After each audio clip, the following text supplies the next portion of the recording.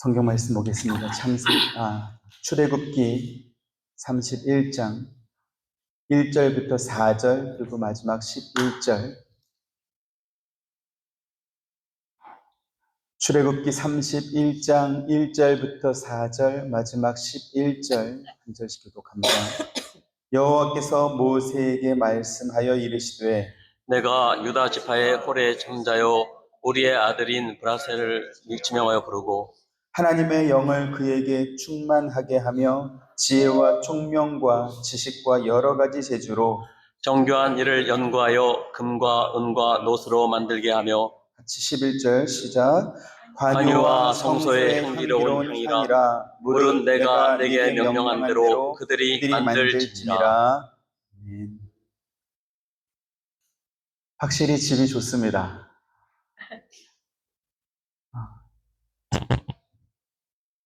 이 예배 드리는 것도 우리 성도님들의 얼굴을 보고 나니까 너무나 안정되고 내가 있어야 할 곳에 섰다라는 생각이 듭니다. 감사드립니다.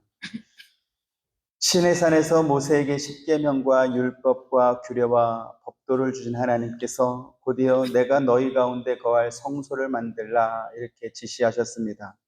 출애굽기 25장 8절 9절 봅니다. 내가 그들 중에 거할 성소를 그들이 나를 위하여 짓되 내게 보이는 모양대로 장막을 짓고 기구들도 그 모양을 따라 지을지니라.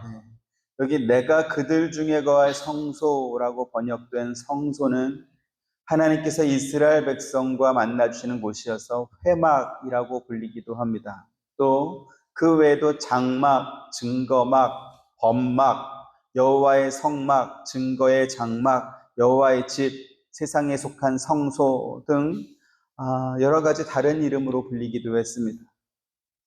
뜰을 포함해서 성막이 세워진 전체 대지의 면적은 길이가 100규빗, 폭이 50규빗, 높이가 10규빗의 직사각형 모양의 이동식 성전으로 평수로 따지면 약 300평, 스퀘어핏으로는 1675 스퀘어핏 정도의 작은 크기였습니다. 울타리 안쪽에는 조각목에 황금을 입힌 널판으로 세워진 성막이 있었습니다. 성막 역시 컨테이너처럼 직사각형 모양으로 길이가 30규빗, 폭이 10규빗, 높이가 10규빗으로 만든 구조물이었습니다. 성소와 지성소로 구성된 성막 전체 면적은 약 19평 정도였고요. 그 중에 지성소는 전체 면적의 약 3분의 1 정도 크기로 6평 정도 크기였습니다. 지금 제가 성막의 크기를 말씀드리는 이유는 뭐냐면 하나님께서 너희 가운데 거할 성소라고 하면서 만들라고 하신 이 성막이 너무나 작고 초라하기 때문에 그렇습니다. 하나님은 누구십니까? 하나님은 세상을 창조하신 창조주이십니다. 이스라엘 백성을 강력한 애굽에서 구원하신 분입니다. 홍해를 갈라서 그들을 구원하시고 매일 만나와 메추라기를 내려주신 분도 하나님이십니다. 그런 하나님께서 천과 짐승의 가죽으로 겹쳐서 만든 텐트에 그것도 20평도 안 되는 작은 공간에 거하겠다 이렇게 지금 말씀하고 있는 것입니다. 만약에 인간이 자기를 위해서 자기가 섬기는 신을 위해서 신전이나 예배당을 만든다라고 한다면 이렇게 작고 보잘것없이 만들지는 않을 것입니다. 크고 화려하고 웅장하게 지었을 것입니다. 그래서 우리는 성경을 읽고 해석할 때 그것을 읽는 사람이 중심이 되어서 읽는 것이 아니고 그 말씀을 주신 하나님의 뜻과 목적을 발견할 수 있어야 하는 것입니다. 20세의 유다의 왕이 된 아하스는 자기가 통치하는 유다 나라가 너무나 작고 약해서 주변 나라들로부터 자주 침략당하는 것에 불안함을 느꼈습니다.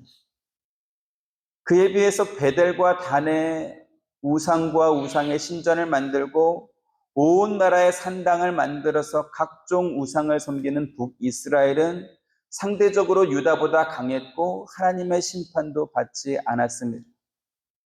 만약에 하나님께서 우상을 섬기는 북이스라엘을 즉각적으로 심판하셨다고 한다면 어쩌면 아하스는 우상을 섬기지 않았을지도 모르겠습니다. 하지만 힘없는 유다가 주변 나라들로부터 계속 침략받고 위험에 빠지는 데 비해서 상대적으로 북이스라엘은 더 부강하게 잘 사는 것처럼 그렇게 보였습니다. 그리고 그 이유가 무엇일까 생각했을 때 아하스는 하나님이 힘없고 약하기 때문이다 이렇게 생각한 것입니다.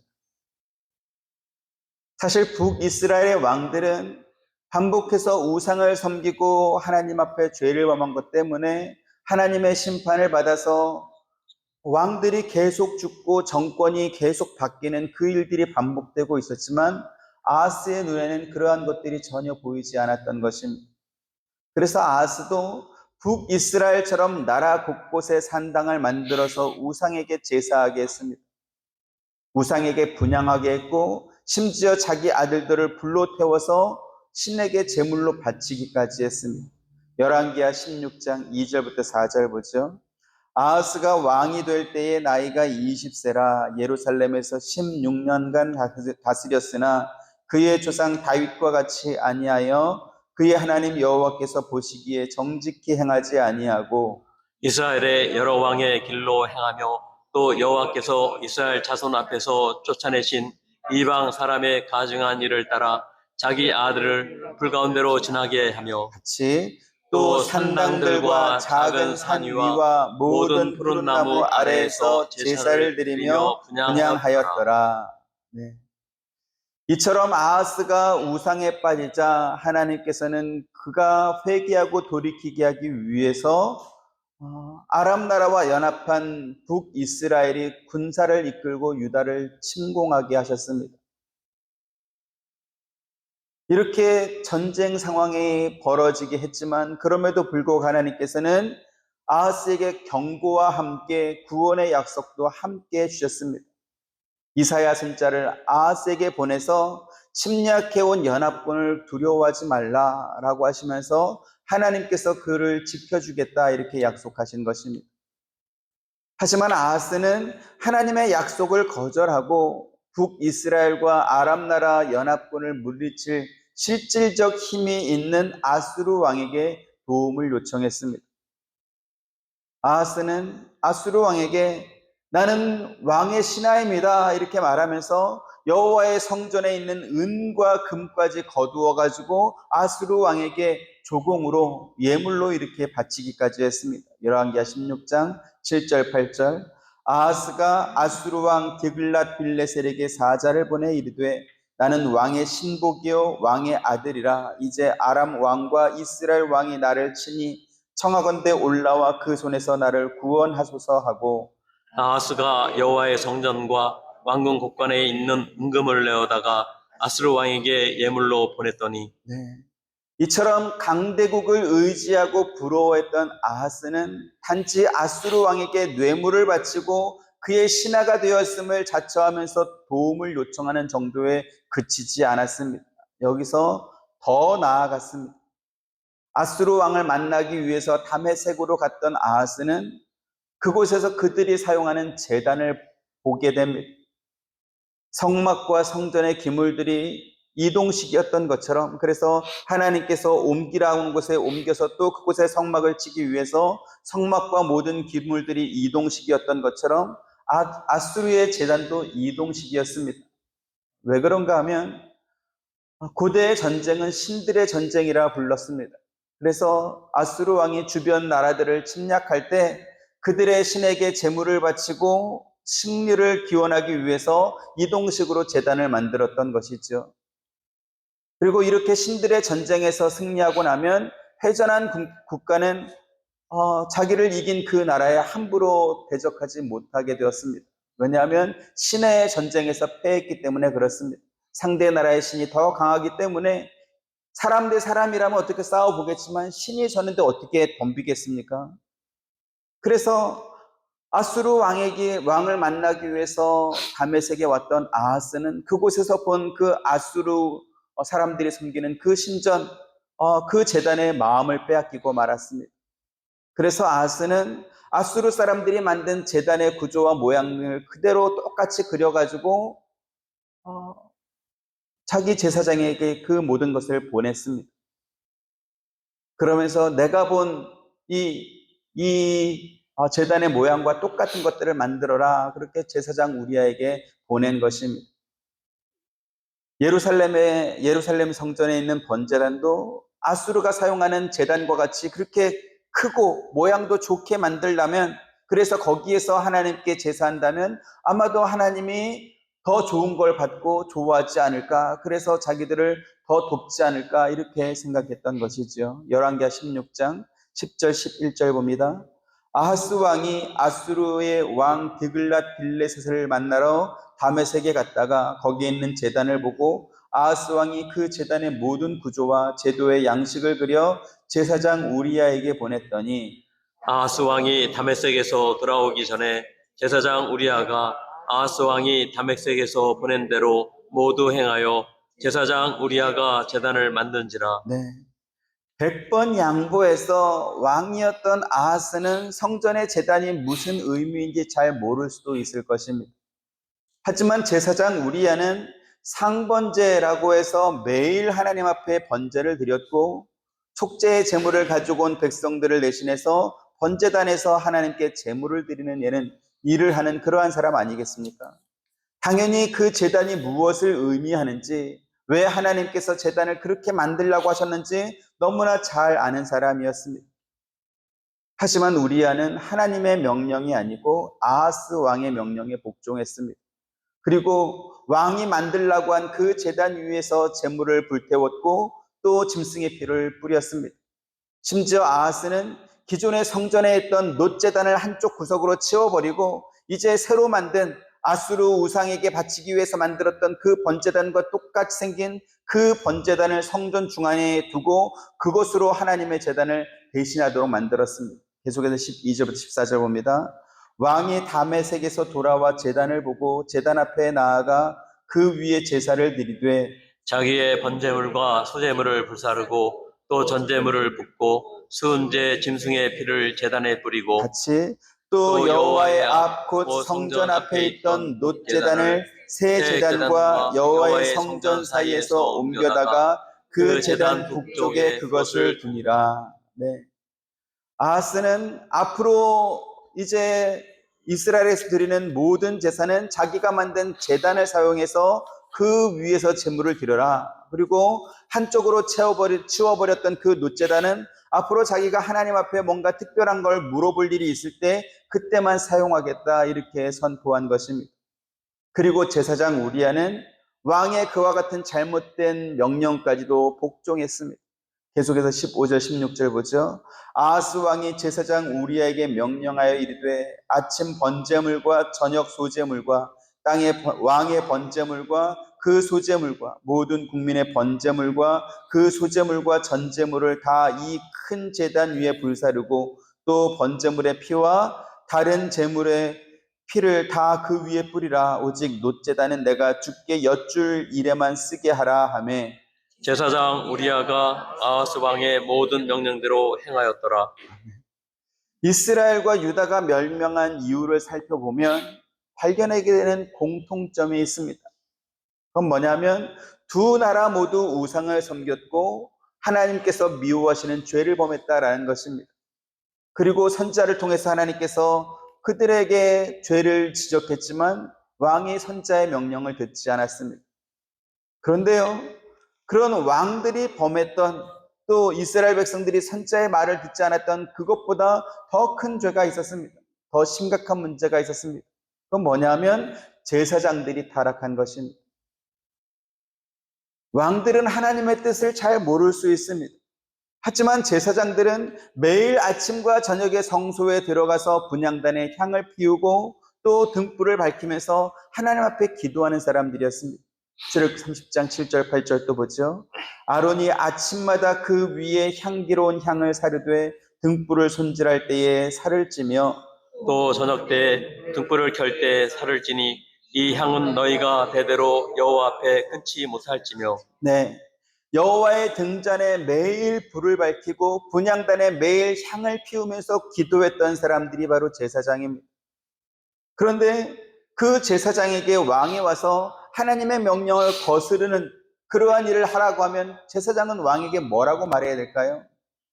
그렇게 하는 것은 하나님의 말씀을 어기는 것이니 그건 잘못된 것입니다 라고 하면서 왕의 말을 듣지 않아야 될 것입니다. 그리고 왕이라 할지라도 하나님의 명령에 순종해야 될 의무가 있음을 가르쳐 줘야 됩니다. 하지만 타락한 제사장들은 왕의 잘못을 지적하기보다는 오히려 왕이 하라는 대로 그 왕의 명령에 복종했습니다. 왜 그렇습니까?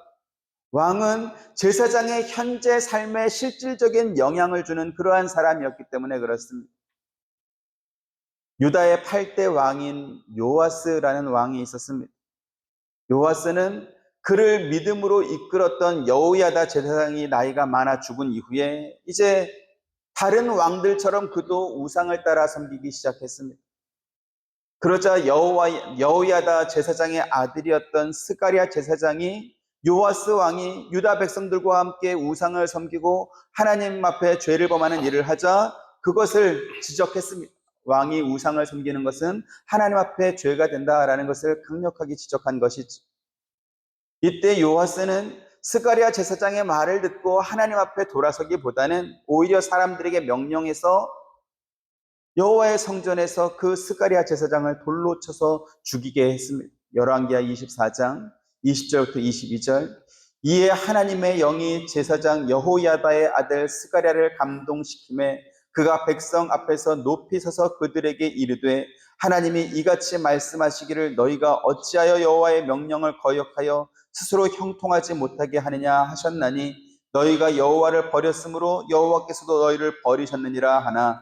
무리가 함께 꾀하고 왕의 명령을 따라 그를 여호와의 전 뜰 안에서 돌로 쳐 죽였더라. 같이 요아스 왕이 이와 같이 스가랴의 아버지 여호야다가 베푼 은혜를 기억하지 아니하고 그의 아들을 죽이니 그가 죽을 때에 이르되 여호와는 감찰하시고 신원하여 주옵소서 하니라. 네. 지금 이 사건은 하나님의 뜻을 전하는 제사장이라고 할지라도 왕이 그의 말을 듣기 싫어하면 하나님이 거하시는 성전 안에서도 그 제사장을 죽일 수 있다는 것을 보여주는 것입니다.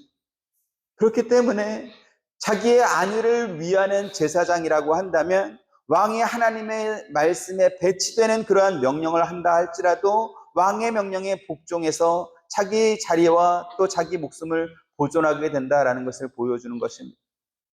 그리고 북이스라엘과 남유다에는 그러한 제사장들이 부주의기수였습니다. 어쩌면 거의 대다수였습니다. 그렇기 때문에 그 두 나라가 하나님을 거역하고 우상을 숭배하다가 아수르와 바벨론에 의해서 멸망하게 된 것이죠. 지금 이 말씀을 드리는 이유는 뭐냐면 하나님께서 내가 너희 가운데 거할 성소를 만들라고 하신 이 성막이 이처럼 작고 초라한 이유가 있기 때문에 그런 것입니다. 성막과 성전에서 사용하는 모든 기물은 하나님께서 죄범한 인간을 구원하는 그 목적을 위해서 또 그것을 사람들에게 알려주기 위해서 만들라고 하신 것들이었습니다. 그래서 그 모든 것들을 만들라고 말씀하시는 하나님께서는 산에서 내가 내게 보인 그대로 그들이 만들게 하라 이렇게 모세에게 말씀하셨습니다. 심지어 분향단에서 태울 작은 향 하나까지도 하나님께서 만들라고 하신 방법으로 만들라 이렇게 명령했습니다. 만약에 분향단에서 성막에서 태우는 그 분향단에서 태울 그 향을 좋은 냄새가 나도록 하기 위해서 인간의 방법을 첨가한다면, 그래서 인간의 방법대로 만든다고 한다면 그것을 만든 사람은 이스라엘 백성 중에서 끊어질 것이다. 하나님께서는 또 그렇게 경고했습니다. 출애굽기 30장 37, 38절. 네가 여호와를 위하여 만들 향은 거룩한 것이니 너희를 위하여는 그 방법대로 만들지 말라. 냄새를 맡으려고 이 같은 것을 만드는 모든 자는 그 백성 중에서 끊어지리라. 네, 지금 이 말씀은 모세와 이스라엘 백성들이 하나님께서 명령하신 대로 성막과 성전의 기물들과 사용할 모든 물품들을 만들겠지만 그러나 그들이 자기 마음대로 그것들을 바꾸어서 만들지 못한다는 것을 보여주는 것입니다. 세계적으로 유명한 문화유산들을 보면 사람들이 자기가 섬기는 신을 위해서, 신을 섬기기 위해서 만든 어떤 신전이나 제단이나 또는 왕의 무덤이나 무덤을 지키는 석상이나 이러한 것들이 대단히 많습니다. 인간이 신에게 소원을 빌고 또 그것이 이루어지기를 바라는 마음을 담아서 만든 것이기 때문에 야, 저 시대에 저런 것들을 어떻게 만들었을까? 불가사의하다 이렇게 여겨질 만큼 대단한 건축물들이 굉장히 많습니다. 세계 어느 나라든지 어느 민족이든지 신을 위하고 신을 섬기고 싶은 인간의 마음이 조금이라도 덧붙여진다면 이처럼 위대한 건축물들이 만들어지는 것입니다.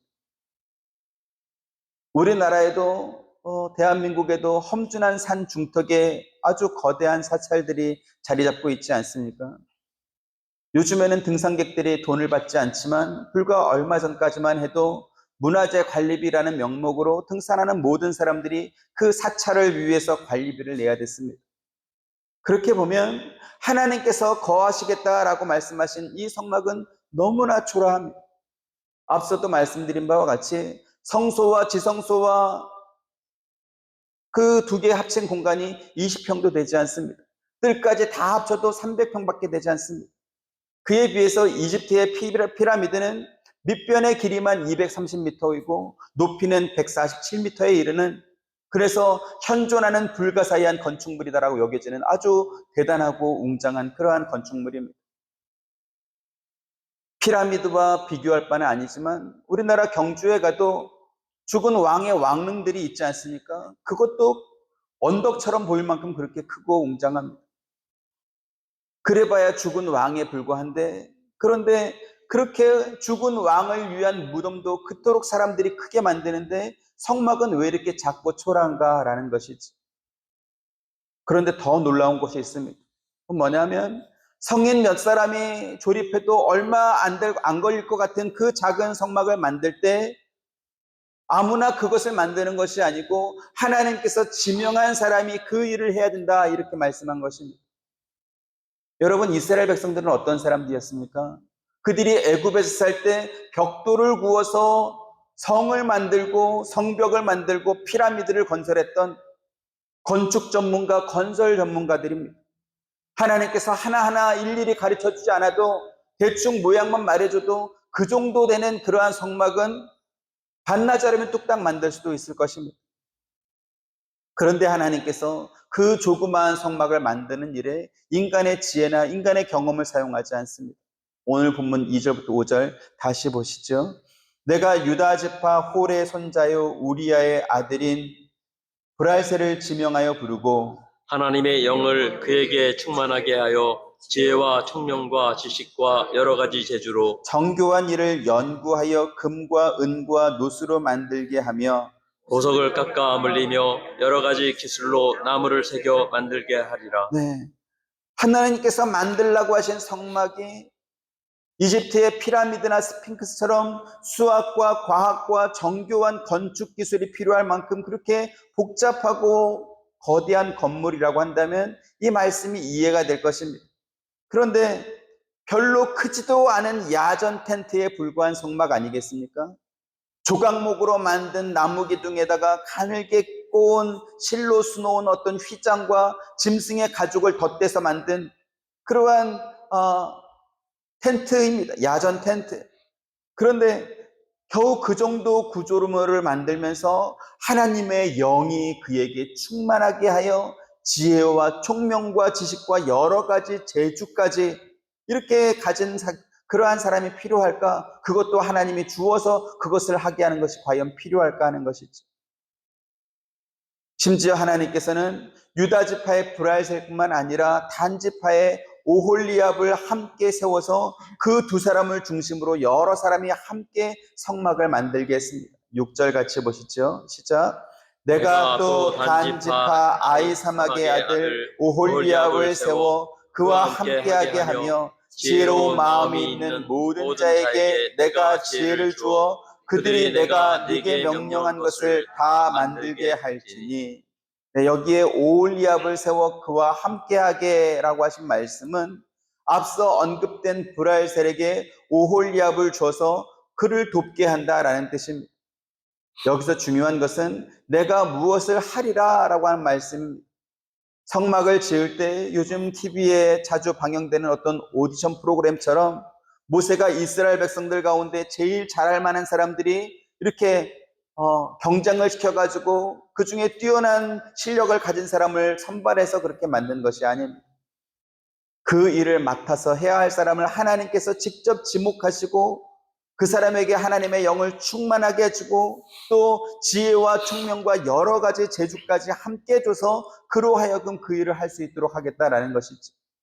그뿐만 아니라 브랄셀을 도와줄 사람도 하나님께서 직접 정해서 불러주셨습니다.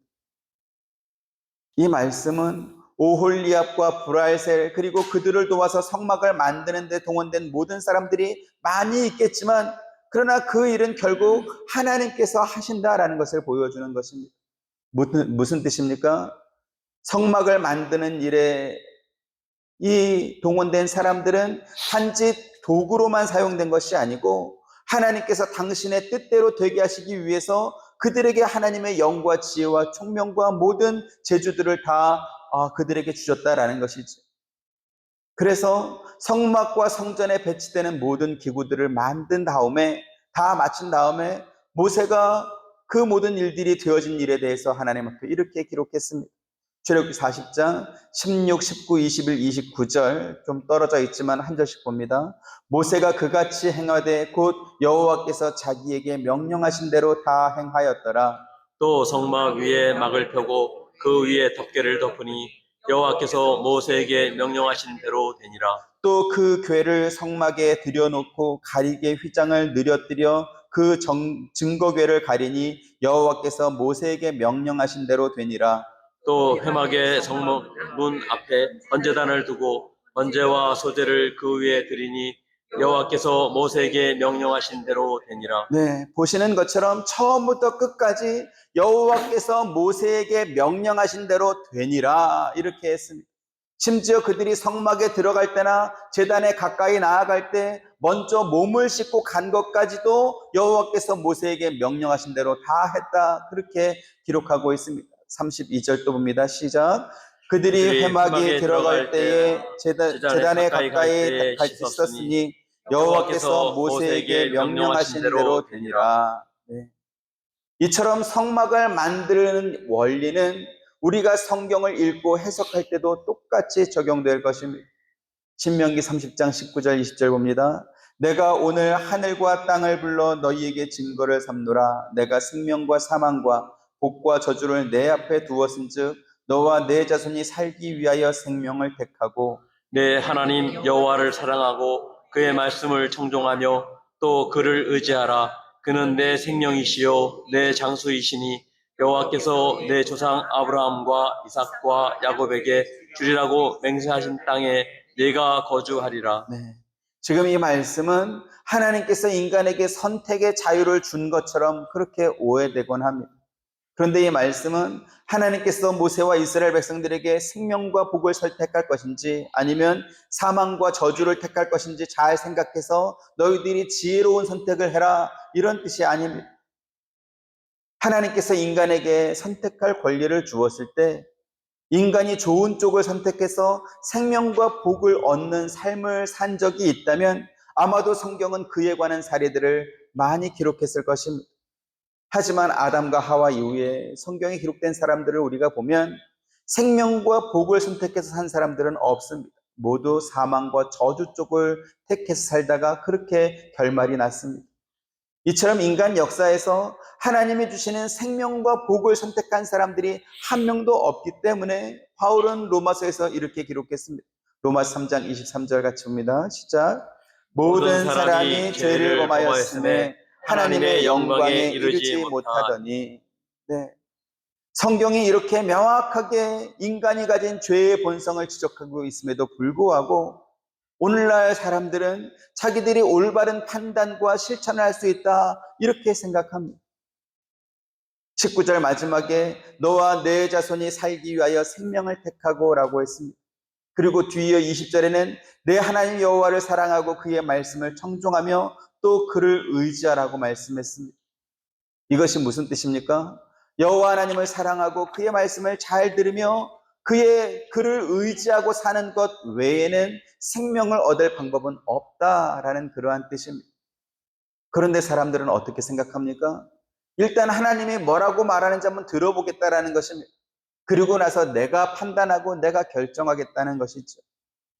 말씀을 들어본 뒤에 그 말씀이 이해가 되고 동의가 되면 승복하겠지만, 그래서 순종하겠지만, 그러나 이해가 되지 않는 것은 따를 수 없다라는 것입니다. 가장 대표적인 논리가 이런 것입니다. 성경이 하나님의 영감으로 기록된 하나님의 말씀이라고 하는 것을 인정하지 않고, 성경이라고 하는 것은 기독교 사상을 교육하기 위해서 사람들이 고대 근동에서 떠돌아다니는 많은 좋은 이야기들을 편집해서 만든 것이다 라고 말하는 성서 편집설입니다. 그렇다 보니까 성경에 기록된 하나님의 말씀은 기독교 신앙을 가르치고 교육하기 위해서 사람들이 하나님의 뜻이라고 하면서 쓴 이야기로 그렇게 가르치고 그렇게 또 알게 하는 것입니다. 이것이 오늘날 신학교에서 가르치는 내용입니다. 마치 어린아이에게 들려주어서 권선징악이나 인과응보의 원리를 배우게 하기 위해서 가르쳐주고 들려주는 그러한 전래동화처럼 성경이 마치 들으면 유익한 그러한 이야기처럼 그렇게 가르치고 있는 것이죠. 여러분들은 전래동화나 안델센 동화 이런 것들을 읽으면서 내가 이 말씀에 순종해야지 이렇게 생각하신 적 있습니까? 거기에 무슨 내용이 있든지 그런 것들은 다 그냥 이야기일 뿐입니다. 그런데 성경을 인간 중심으로 읽고 해석하는 사람들은 성경을 하나님의 말씀으로 인정하려고 하지 않습니다. 그렇기 때문에 순종하는 것도 당연히 자기가 선택해서 알아서 선택적으로 하는 것입니다. 오늘날 동성애를 옹호하는 교회와 성도들이 많습니다. 심지어 동성애를 찬성하는 사람들을 비율로 계산하면 하나님을 모르는 불신자들보다 성경을 가르치는 목회자의 비율이 훨씬 더 높습니다. 왜 이러한 현상이 벌어질까요? 그것은 목회자들이 그들을 이해하고 도와주는 것이 착하고 잘하는 일이다 이렇게 생각하기 때문에 그렇습니다. 그들에게 가장 중요한 건 뭡니까? 사람들에게 착하게 보이는 것입니다. 당신 참 이해심이 많다. 당신 참 너그럽고 사랑이 많다. 아마 예수님이 살아계셨다면 당신처럼 그렇게 했을 것이다. 이러한 좋은 이야기들을 사람들로부터 듣고 싶기 때문에 그런 것입니다. 그러면 예수님은 정말로 사람들이 칭찬하는 것을 중요하게 여기고 그렇게 말씀하셨을까요? 그렇지 않았습니다. 로마서 5장 31절 32절 같이 봅니다. 내가 아무것도 스스로 할 수 없노라. 듣는 대로 심판하노니 나는 나의 뜻대로 하려 하지 않고 나를 보내신 이의 뜻대로 하려 함으로 내 심판은 의로우니라. 내가 만일 나를 위하여 증언하면 내 증언은 참되지 아니하되 같이 나를 위하여 증언하시는 이가 따로 있으니 나를 위하여 증언하시는 그 증언이 참인 줄 아노라. 네. 예수님께서는 내가 아무것도 스스로 할 수 없노라 이렇게 말씀했습니다. 만약 예수님께서 누군가를 심판해야 된다면 그것도 예수님 마음대로 하는 것이 아니고 듣는 대로 심판한다라고 했습니다. 무슨 뜻입니까? 하나님께서 말씀하신 대로 하나님께로부터 들은 대로 하신다라는 것이죠. 심지어 예수님은 나는 나의 뜻대로 하려 하지 않고 나를 보내신 이의 뜻대로 하려 한다 이렇게 말씀했습니다. 그러면서 덧붙인 말씀이 무엇이었습니까?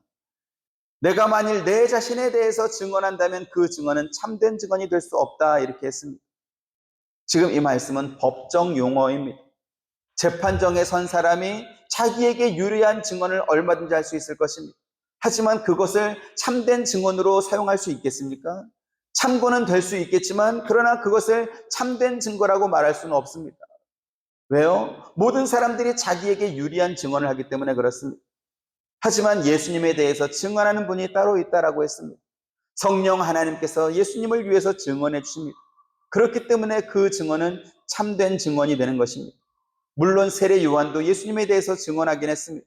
하지만 하나님께서는 사람에게서 증언을 취하지 않는다 이렇게 말씀했습니다. 그러면서 계속해서 이렇게 말씀합니다. 요한복음 5장 36절부터 39절 내게는 요한의 증거보다 더 큰 증거가 있으니 아버지께서 내게 주사 이루게 하시는 역사 곧 내가 하는 그 역사가 아버지께서 나를 보내신 것을 나를 위하여 증언하는 것이요 또한 나를 보내신 아버지께서 친히 나를 위하여 증언하셨느니라. 너희는 아무 때에도 그 음성을 듣지 못하였고 그 형상을 보지 못하였으며 그 말씀이 너희 속에 거하지 아니하니 이는 그가 보내신 이를 믿지 아니함이라. 너희가 성경에서 영생을 얻는 줄 생각하고 성경을 연구하거니와 이 성경이 곧 내게 대하여 증언하는 것이니라. 네. 예수님께서 아무것도 스스로 하지 않고 아버지에게서 들은 것을 말하고 들은 대로 행동하고 들은 대로 심판한다라고 했을 때 하나님께서는 그것이 참이다라고 말씀했습니다. 예수님께서 참이라는 증거는 하나님께서 보내신 성령 하나님과 예수님을 보내신 성부 하나님 그리고 하나님의 말씀인 성경이 예수님에 대해서 증언한다 이렇게 말씀했습니다. 하지만 사람들은 예수님께로 나오지 않는다라고 했습니다. 왜 그랬을까요? 44절 같이 봅니다. 시작. 너희가 서로 영광을 취하고 유일하신 하나님께로부터 오는 영광은 구하지 아니하니 어찌 나를 믿을 수 있느냐. 여러분 이 말씀을 잘 들으셔야 됩니다. 너희가 서로 영광을 취하고 유일하신 하나님께로부터 오는 영광은 구하지 않는다라고 했습니다. 오늘날 성경을 하나님의 말씀으로 인정하지 않고 자기들이 알아서 판단하고 선택해서 이해되는 대로 듣고 싶고 또 자기가 옳다고 생각하는 것만 듣겠다라고 하는 것, 그것은 기독교 신앙이 아닌 것입니다. 그들이 기독교라는 지붕 아래에 있고 교회라는 울타리 안에 들어와서 성경책을 사용해서 설교도 하고 가르치지만 그러나 그것은 기독교가 아닙니다. 그들은 자기들이 영광을 얻고 싶어서 기독교와 교회와 성경책을 이용한 것일 뿐입니다. 그리고 지금 드리는 이 말씀은 제가 하는 말이 아니고 예수님께서 친히 하신 말씀입니다. 요한복음 5장 45절 47절 내가 너희를 아버지께 고발할까 생각하지 말라. 너희를 고발하는 이가 있으니 곧 너희가 바라는 자 곧 모세니라. 모세를 믿었더라면 또 나를 믿었으리니 이는 그가 내게 대하여 기록하였음이라. 그치? 그러나 그의 글도 믿지 아니하거든 어찌 내 말을 믿겠느냐 하니라. 네. 모세는 당시 유대인들이 이스라엘 역사에서 가장 신뢰했던 지도자였습니다. 모세가 기록했던 모세오경은 그들이 자기들의 옷소매와 집안 곳곳에 써붙이고 모든 유대인들이 의무적으로 그 말씀을 외울 정도로 모세의 글은 곧 하나님의 말씀이라고 인정했습니다. 그런데 그 모세가 기록한 성경이 곧 예수님에 대한 증언인데 정작 실제로 오신 예수님을 믿지 않는다면 그들이 외운 모세오경은 도대체 무엇입니까? 결국 예수님을 믿지 않는 것은 모세가 기록한 성경을 믿지 않는 것과 똑같은 것이다. 예수님께서 그렇게 말씀하신 것이죠. 불교나 힌두교나 토속신앙이나 무속신앙 등 대부분 종교들은 세상에 존재한다고 생각하는 그러한 많은 신들 중에서 인간이 자기가 믿고 싶은 신을 선택해서 믿는 다신교입니다. 하지만 기독교는 유일하신 하나님을 믿는 그러한 유일신교입니다. 기독교에 다른 신은 없습니다. 그 하나님께서 당신의 아들 예수 그리스도를 통해서 사람을 구원한다고 하셨고 또 보증으로 성령을 우리에게 보내서 죽은 영을 살리시고 우리에게 믿음을 주십니다. 이 모든 일은 모세에게 성막을 만들라고 하신 하나님께서 그 일을 수행할 사람들을 직접 정하시고 그에게 당신의 영과 지혜와 명철과 모든 재주까지 다 주셨던 것처럼 그렇게 이루신 것들입니다. 인간을 구원하는 데 있어서 하나님은 단지 아이디어만 제공했을 뿐이고 나머지 모든 일들은 인간이 알아서 한 것이 아니라는 뜻입니다. 이처럼 모든 일을 하나님께서 계획하시고 의도하신 대로 정확하게 이루어졌다라는 것을 성경에 기록해서 오늘날 우리가 그 하나님의 은혜와 구원받은 백성임을 알게 하셨습니다. 그런데 성경이 하나님께서 성경의 기록자들에게 당신의 영을 주어서 기록한 것이 아니라 인간이 떠돌아다니는 많은 이야기들 중에서 좋은 것들만 이렇게 발췌해가지고 편집해서 기록한 것이라고 한다면 그러면 기독교는 도대체 뭐가 되는 것입니까?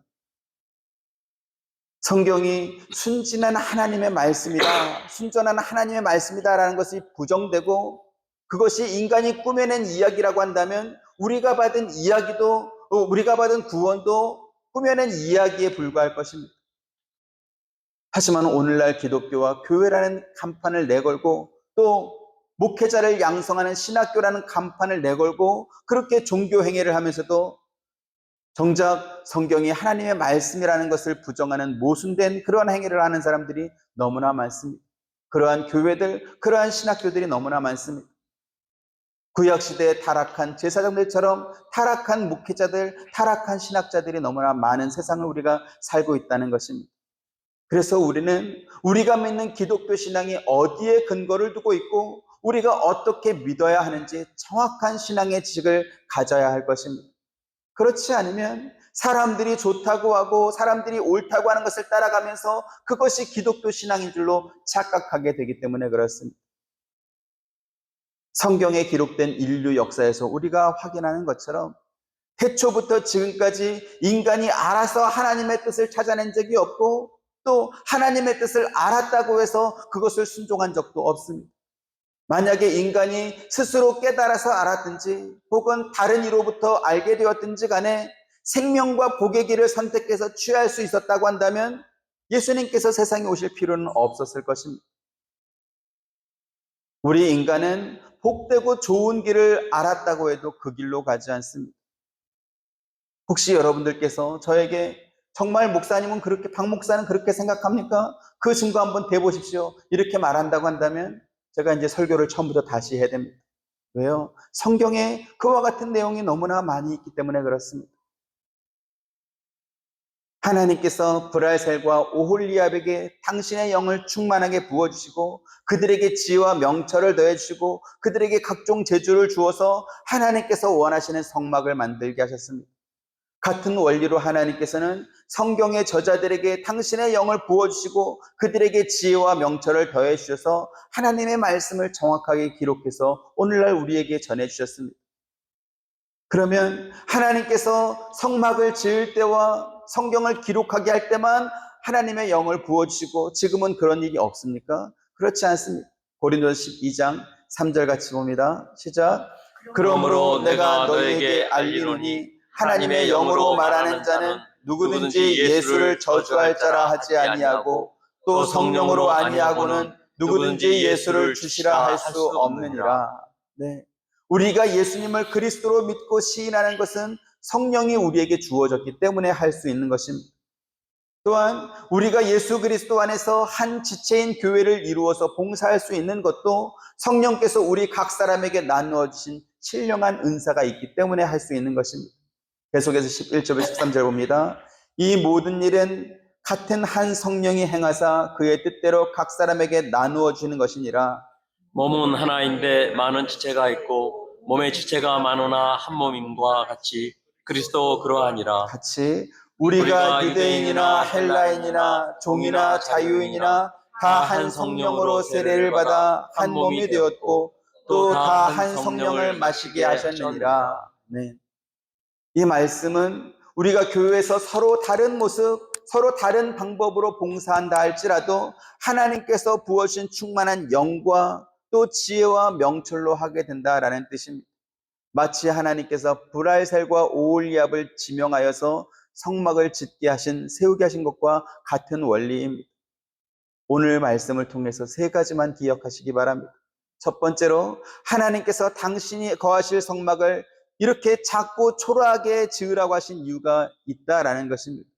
그것은 하나님께서 이루실 구원을 보여주는 모형이기 때문에 그렇습니다. 둘째로 아무리 작고 쉬워 보이는 성막이라 할지라도 하나님께서 인간의 손에 맡기지 않고 하나님께서 직접 당신의 영과 지혜와 명철을 부어주셔서 여러 가지 재주를 주어서 짓도록 하셨다라는 것입니다.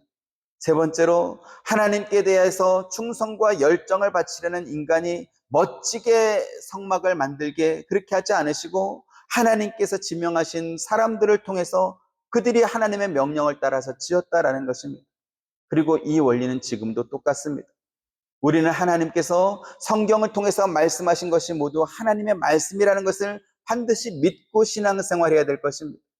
선택적으로 선택해서 믿고 싶은 것만 믿고 배척하고 싶은 것은 배척할 수 있는 것이 아니라는 것이지.